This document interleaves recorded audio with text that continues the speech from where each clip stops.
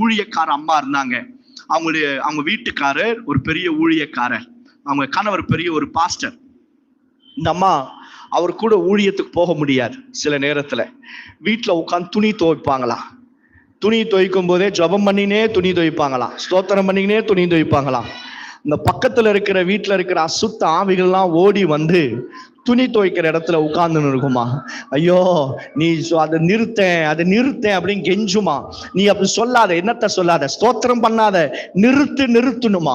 இந்த அம்மா வரேன், நான் துணியெல்லாம் காய போட்டுட்டு வரேன், அங்கேயே முட்டி போடு அப்படின்னு பிசாசுகளுக்கு சொல்லுமா. அந்த பிசாசுங்கெல்லாம் முட்டி போட்டு இருக்குமா. இந்த அம்மா துணி துவைச்சு அலசி காய போட்டு வந்து இயேசுவின் நாமத்தினால அசுத்தாவிய போ அப்படின்னா அவங்க எல்லாரும் அசுத்த ஆவிகள்லாம் போய் அந்த ஸ்திரீகள் எல்லாரும் ரட்சிக்கப்பட்டார்களாம்.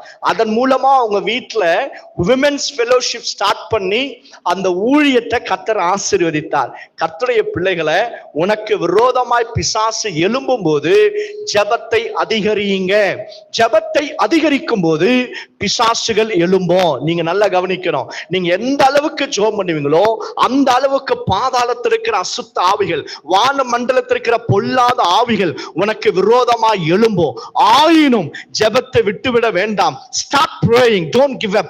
அதை நீங்க விட்டுவிடாம ஜெபிக்க நிச்சயமாக கர்த்தருடைய ஆவியானவர் சிங்கங்களின் வாய்களை கட்டி போடுவா. உனக்கு விரோதமாக வைக்கப்பட்டிருக்கிற ரகசிய ஆலோசனைகளை கர்த்தருடைய ஆவியானவர் நிர்மூலமாக்குவார். ஆமென் சொல்லுங்களேன். ஆமென். அடுத்தது பாருங்க, ஒரு ரகசிய ஆலோசனை செய்கிறவர்களை கவனிப்போம். எஸ்தர் 3:8 கவனிப்போம், வாசிப்போம். எஸ்தர் 3:8. இந்த இடத்துல ஆமான் என்கிற மனுஷன் யூதர்களுக்கு விரோதமா எழும்பி அவன் கொண்டு வருகிற திட்டங்களை கவனிப்போம். எஸ்தர் 3:8. அப்பொழுது ஆமான் ஆகோஸ்வேரு ராஜாவை நோக்கி, உம்முடைய ராஜ்யத்தின் சகல நாடுகளிலும் உள்ள ஜனங்களுக்குள்ளே ஒருவித ஜனங்கள் சிதறுண்டு பரம்பி இருக்கிறார்கள். அவர்களுடைய வழக்கங்கள் சகல ஜனங்களுடைய வழக்கங்களும் விகற்பமாயிருக்கிறது. அவர்கள் ராஜாவின் சட்டங்களை கை கொள்ளுகிறது இல்லை. ஆகையால் அவர்களை இப்படி விட்டுவிடுகிறது ராஜாவுக்கு நியாயம் அல்ல.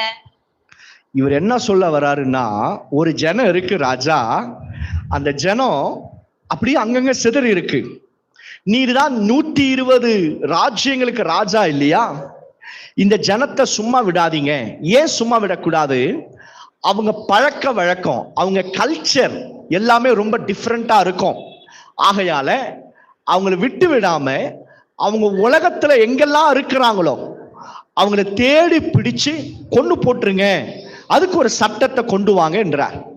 இந்த ராஜாவும் ஒரு சட்டத்தை கொண்டு வரார். என்ன சட்டம்? யூதர்களை கொலை செய்யும்படி. ஏன் இந்த சட்டத்தை இந்த ஆமான் கொண்டு வருகிறான் அப்படின்னா, மொர்தெகாய் என்கிற மனுஷன் கேட்ல வாட்ச்மேனா இருக்கிறான். ஆமான் வரும்போது எழுந்து நின்று சல்யூட் அடிக்கல. அவன் மேல இருக்கிற கோபத்துல அவனை மாத்திரமல்ல, அவனுடைய முழு வம்சத்தையும் அவனுடைய முழு கோத்திரத்தையும் அழிக்கும்படியாக எழும்பினான். காரணம் என்ன? ஒரு எரிச்சலின் ஆவி, ஒரு எரிச்சல் மொர்தெகாய் மேல வந்து அவனை மட்டும் பழிக்கு பழி வாங்கியிருந்தா பரவாயில்ல, முழு யூதா குலத்தையும் அழிக்கும்படியா எழும்புகிறான். நடந்த காரியம் என்னன்னா, யாருக்காக அவன் தூக்கு மேடையை உண்டாக்கினானோ அந்த தூக்கு மேடையில அவனே ஏற்றப்பட்டு தொங்க விடப்பட்டு மரித்தே போனான். கர்த்தருடைய பிள்ளைகளை, நமக்கு விரோதமா எழும்புகிற ஆயுதங்களை கர்த்தர் நமக்கு வெளிப்படுத்துவார். அறியாமலேயே இருக்க கர்த்தர் விட மாட்டார்.